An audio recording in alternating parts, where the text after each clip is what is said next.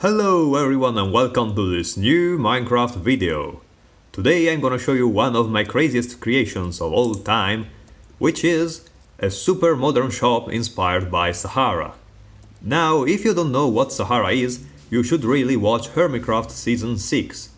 HermitCraft is a multiplayer server full of very skilled and talented people, and in particular, 3 YouTubers, Grian, Mumbo Jumbo and Iscal85, built a super mega crazy shop of doom, called Sahara.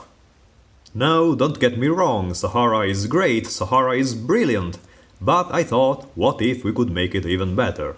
So here is my design. Well, the main concept is exactly the same, but I changed all the redstone bits in order to make some serious improvements. So let's get started. The first improvement I made concerns buildability, because Sahara was definitely a great project, but it required quite a lot of resources. So let's see how many resources I needed to build inside of my shop.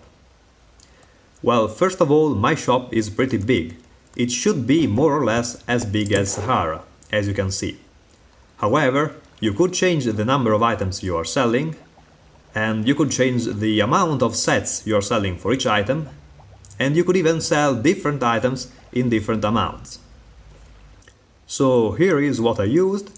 Well, of course, a bunch of concrete, a bunch of glass, a bunch of other blocks.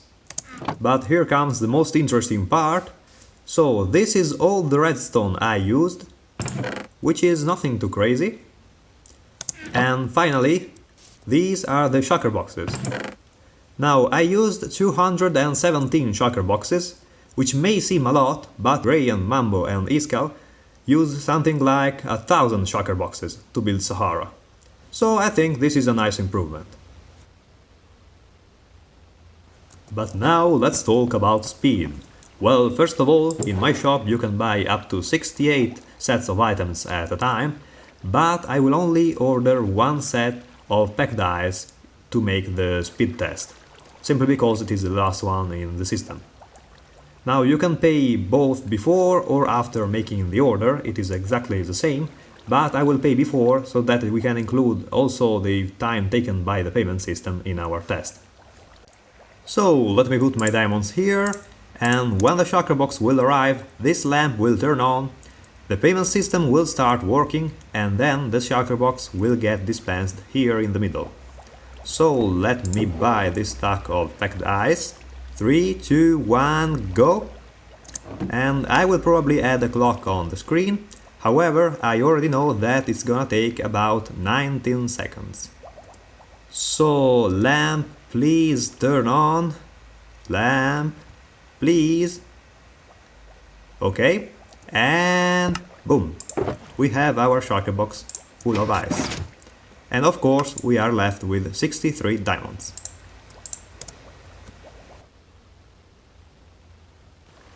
Another improvement I made is the automatic shopping system. Now, this will only take from you the amount of diamond it is supposed to, so that you can steal from the shop and the shop can steal your diamonds. However, there is a limitation, which is that everything in this shop should cost 1 diamond. Now, this is not really a problem, because if you think that selling a stack of iron for a diamond is too cheap, you can always send half a stack of iron for a diamond. The only problem is if you want to sell something very expensive, for example a beacon. But in that case, you don't really need to put the beacon into a shulker box to sell it. You could just dispense it to the player. So this entire concept doesn't make a lot of sense in that case. Now, another feature I added is Sahara coins. So, for each item you buy, there is a certain probability that you can choose to get a Sahara coin. Now, let me see if I can get some. I'll buy some gold, now let me pay. We should end up with 58 diamonds. Let's see if this is true. 1, 2, 3, 4, 5. Oh, we got one. No, we got 2.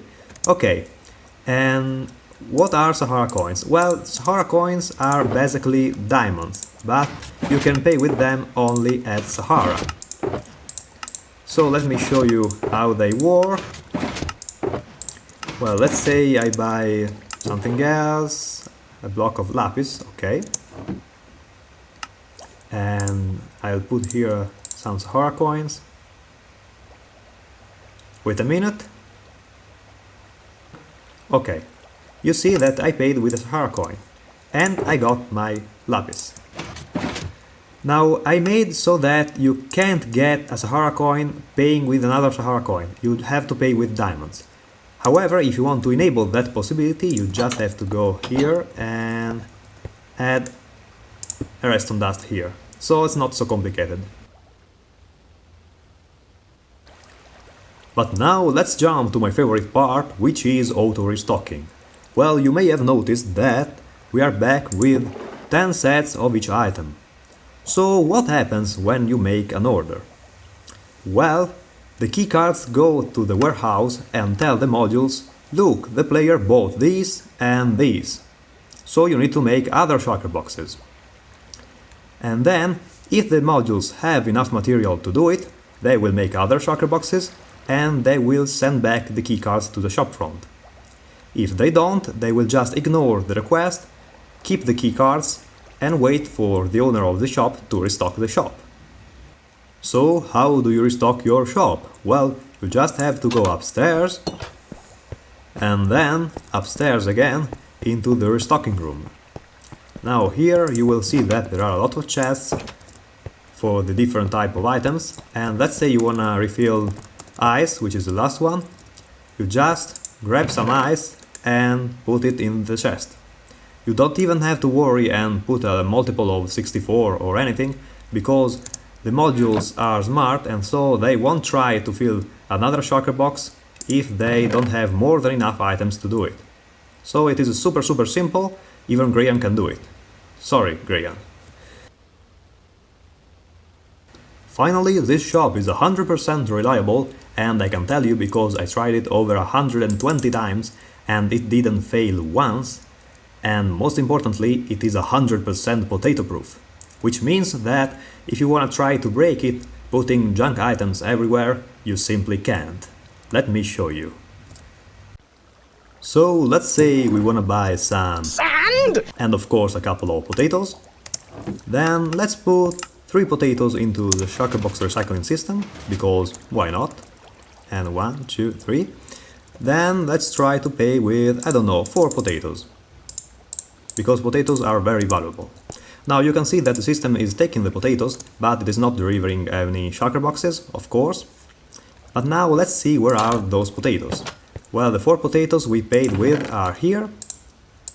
Then the 3 potatoes we throw there are here.